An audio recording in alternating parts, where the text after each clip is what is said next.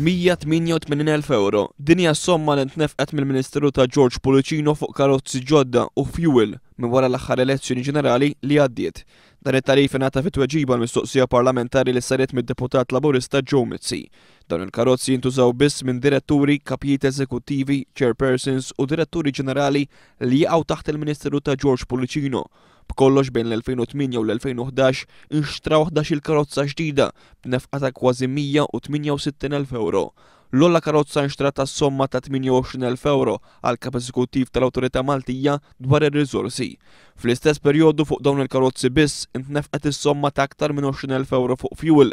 In-nefqa fuq karozzi ġodda u fuel ma kienx l-unika deċiżjoni min-naħa ta' George Policino li tistona ma' tnaqqis li qed jagħmel bħalissa l-Gvern fuq in-nefqa fuq salari u overtime tal-ħaddiema taċ-ċivil, l-allokazzjoni għal kunsilli lokali u fuq servizzi bris il-familji fost oħrajn.